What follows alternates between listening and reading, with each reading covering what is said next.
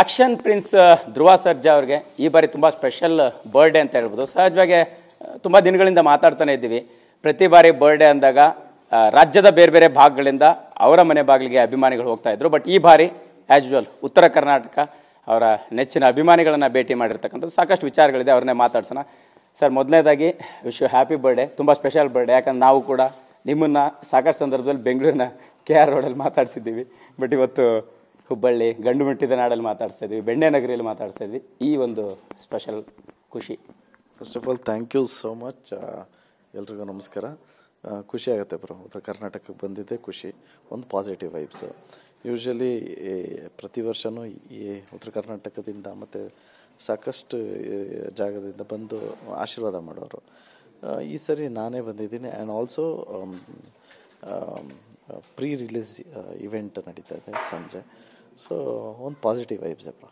Okay sir, ಈ birthday ತುಂಬ special ನಿಮಗೂ ಕೂಡ, ಜೊತೆಗೆ ನಿಮ್ಮ ಅಭಿಮಾನಿಗಳಿಗೂ ಕೂಡ. ಅದಕ್ಕೆ ಇನ್ನೊಂದಿಷ್ಟು ಆ್ಯಡ್ ಆನ್ ಅನ್ನೋ ಥರ ನೀನೇ ಒಂದು ತುಂಬ ಸ್ಪೆಷಲ್ ಇಂಟ್ರೊಡಕ್ಷನ್ ಸಾಂಗ್ ರಿಲೀಸ್ ಆಗಿರುವಂಥದ್ದು.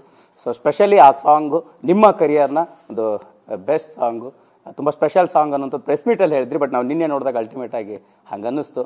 ಸೊ ಅದನ್ನು ಹೆಂಗೆ ಸೆಲೆಬ್ರೇಟ್ ಮಾಡ್ತಾ ಇದ್ದಾರೆ ನಿಮ್ಮ ಫ್ಯಾನ್ಸ್ ಈ ಟೈಮಲ್ಲಿ ಅಂತ? ಸಾಂಗ್ ರೆಸ್ಪಾನ್ಸ್ ತುಂಬ ಚೆನ್ನಾಗಿದೆ. ಎಲ್ಲ ಸ್ಟೇಟಲ್ಲೂ ಟ್ರೆಂಡಿಂಗಲ್ಲಿದೆ ಸಾಂಗು. ಅದೊಂದು ಖುಷಿ ವಿಚಾರ. ಹೌದು, ಸ್ವಲ್ಪ ದೊಡ್ಡ ಸ್ಕೇಲಲ್ಲಿ ಮಾಡಿದ್ದಿದ್ದು ಸಾಂಗ್ ಅಂತ ಯಾವಾಗಲೂ ಹೇಳ್ತಾ ಇದ್ವಿ. ಆ್ಯಂಡ್ ಇವಾಗ ರಿಲೀಸ್ ಆದಮೇಲೆ ಎಲ್ಲರೂ ಹಂಗೆ ಅಂತ ಇದ್ದಾರೆ. ಸೊ ಖುಷಿ ವಿಚಾರ. ಮಾರ್ಟಿನ್ ಮಾರ್ಟಿನ್ ಮಾರ್ಟಿನ್ ಇದರ ಗುಣಗಾನ ಮಾಡ್ತಾ ಇದ್ದು ತುಂಬ 3 ವರ್ಷಗಳಾಯ್ತು, ಸತತವಾಗಿ 3 ವರ್ಷಗಳಾಯಿತು. ಸೊ ಕಡೆಗೂ ಇನ್ನೇನು ಕೆಲವೇ ದಿನಗಳಲ್ಲಿ ಅಭಿಮಾನಿಗಳ ಮುಂದೆ ಮಾರ್ಟಿನ್ ದರ್ಶನ ಆಗ್ತಾ ಇದೆ.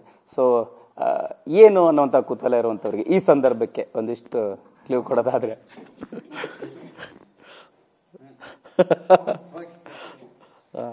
ಅದೇ ಅಕ್ಟೋಬರ್ 11ನೇ ತಾರೀಕು ಮಾರ್ಟಿನ್ ಬಿಡುಗಡೆ ಆಗ್ತಾಯಿದೆ. ಇದೊಂದು ಆ್ಯಕ್ಷನ್ ಸಸ್ಪೆನ್ಸ್ ಥ್ರಿಲ್ಲರ್ ಮೂವಿ ಆಗಿರೋದ್ರಿಂದ ಎಲ್ಲರಿಗೂ ಒಂದು ಎಂಟರ್ಟೈನ್ಮೆಂಟು ಇದೆ. 100% ಇದು ಒಂದು ಎಂಗೇಜಿಂಗ್ ಆಗುವಂತೂ ಇರುತ್ತೆ ಆ ಸಿನಿಮಾ. 2 hours 25 minutes ಇದೆ. ಮತ್ತು ಸೆನ್ಸಾರ್ ಬೋರ್ಡಲ್ಲಿ UA ಸರ್ಟಿಫಿಕೇಟ್ ಕೊಟ್ಟಿದ್ದಾರೆ, ಅಂದರೆ ಫ್ಯಾಮಿಲಿ ಕೂತ್ಕೊಂಡು ನೋಡೋವಂಥ ಸಿನಿಮಾ. ಶುಕ್ರವಾರ ರಜಾ ಇದೆ.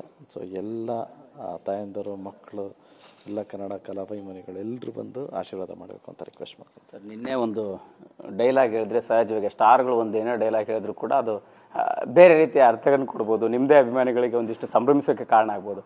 ಅದು ಸೋತಾಗ ಸಾಕಷ್ಟು ಜನ ಫ್ರೆಂಡ್ಸ್ ಇರ್ತಾರೆ, ಗೆದ್ದಾಗ ಎನಿಮಿಗಳು ಜಾಸ್ತಿ ಆಗ್ತಾರೆ. ಈ ಡೈಲಾಗ್ನ ಮರ್ಮ ಏನು ಸರ್ ಅಂತ? ಅದು ಸಿನಿಮಾ, ಅದು ಬ್ರೋ. ಡೈಲಾಗು ಸತ್ಯವಾಗ್ಲೂ ಡೈಲಾಗ್ ಅಂತ ಕೇಳ್ತಾ ಇದ್ರಲ್ಲ, ಇದು ಮುಂಚೆನೂ ಹೇಳಿದ್ದೀವಿ. ಸೋತವರಿಂದ ಫ್ರೆಂಡ್ಸ್ ಜಾಸ್ತಿ ಇರ್ತಾರೆ, ಗೆದ್ದವರಿಂದ ಎನಿಮೀಸ್ ಜಾಸ್ತಿ ಇರ್ತಾರೆ. ಸದ್ಯಕ್ಕೆ ನನಗೆ ಎನಿಮೀಸ್ ಜಾಸ್ತಿ. ಇದು ಸಿನಿಮಾಲಿರೋ ಡೈಲಾಗ್. ಸರ್, ಸಿನಿಮಾದಾದರೂ ಕೂಡ ಸಹಜವಾಗಿ ನಾವು ಸಾಕಷ್ಟು ಸಂದರ್ಭದಲ್ಲಿ ಈ ಥರದ ಘಟನಾವಳಿಗಳನ್ನು ಒಂದು ಅನಲೈಸ್ ಮಾಡ್ತಾ ಇರ್ತೀವಿ. ಅದನ್ನು ಹಾಗೆ ಅರ್ಥೈಸ್ಕೊಳ್ಳುವಂಥ ರೀತಿಗಳು ಬೇರೆ ಬೇರೆ ಆಗಿರುತ್ತೆ. ಫೈನಲಿ ಸಿನಿಮಾದಲ್ಲಿ ಅದಕ್ಕೊಂದು ಅರ್ಥ ಬಂದಾಗ ಇದು ಈ ಥರ ಅಂತ ಒಪ್ಕೋತೀವಿ. ಧ್ರುವ ಅವರ ಲೈಫಲ್ಲಿ ಸೋಲು ಗೆಲುವುಗಳನ್ನು ಹೆಂಗೆ ರಿಸೀವ್ ಮಾಡಿದಿರಿ? ಆದರೆ ನೀವು ಸಿನಿಮಾದಲ್ಲಿ ಸೋತಿಲ್ಲ, ಆ ಸೋಲು ಗೆಲುವಿನ ಲೆಕ್ಕಾಚಾರಗಳನ್ನು ಹೆಂಗೆ ತಗೊಳ್ತೀರಿ ಅಂತ? ಅಪ್ಪ, ಬ್ಯಾಲೆನ್ಸ್ ಮಾಡಬೇಕಷ್ಟೇ ಬ್ರೋ. ಒಂದು ಕನ್ಸಿಸ್ಟೆನ್ಸಿ ಇರಬೇಕು, ಒಂದು ಬ್ಯಾಲೆನ್ಸಿಂಗ್ ಮೈಂಡ್ ಸೆಟ್ ಇರಬೇಕು. ಅದು ಇದೆ ಅಂತ ಅಂದ್ಕೊಂಡಿದ್ದೀನಿ. ಬ್ರೋ.